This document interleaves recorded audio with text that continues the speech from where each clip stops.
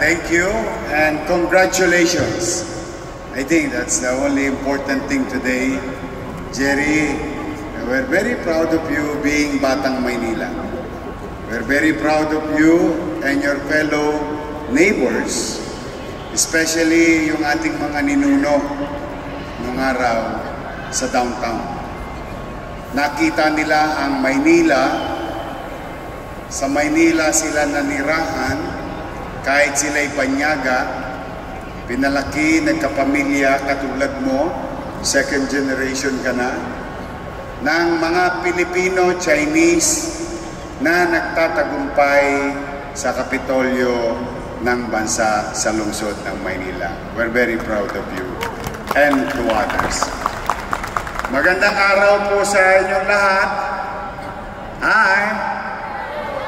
Sino ba mga Batang Maynila dito?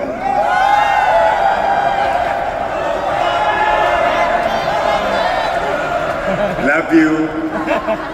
That, miss na miss ko na rin kayo.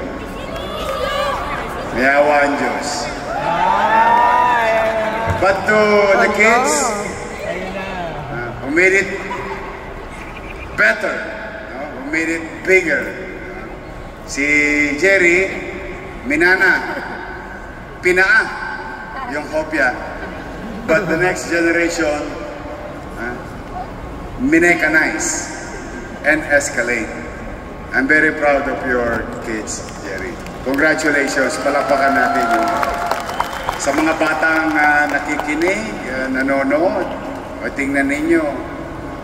Walang sino mang magulang ang makapag-iisip ng masama para sa kanyang anak.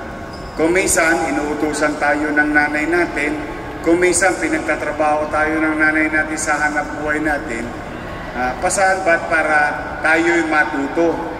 Dahil darating ang araw, tatangananan nyo rin yung hanap buhay ng inyong magulang.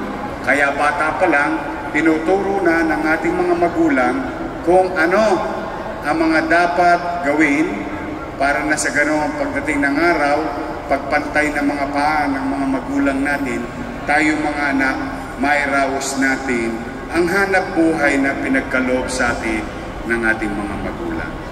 Kaya hindi masama tumulong sa magulang. Dapat lang lagi tayong tutulong sa magulang sa anumang paraan. So muli, today we are going to celebrate the many years of being the day for National Hopya Day. Sabi ko kay Jerry kanina, Jerry, may awa ang Diyos.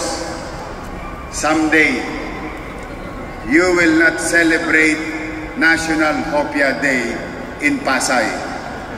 We will celebrate National Hopya Day in Manila, Binondo. Blue joints. Don't panic. Organic. No, talaga naman.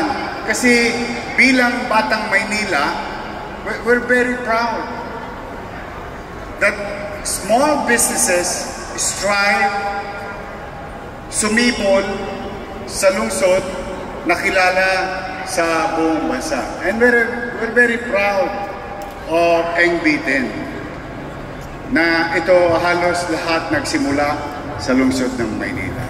So, if you can make it in Manila, you can make it in the entire country. Look at SM. Look at SM. Started in Manila. Sapatos. O ngayon, nandito tayo sa magandang gusali nila. At napakaraming ganitong magandang gusali.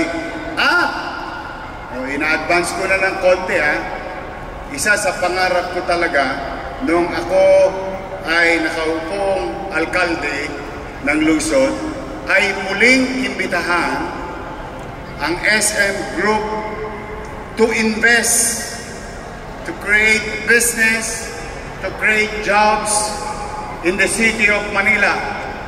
Makikita ninyo, pinakamalaking mall, 7-hectare mall in Manila in the coming years. because they're starting it now sa SM. So I'm happy that SM muling pinagkatiwalaan ang lungsod. Kasi ang ginawa ng SM, matapos lumaki sa Maynila, ay lumabas na ng Maynila. Good for them. Now SM is going back home. Sabi nga, Manila, Manila, I keep coming back to Manila.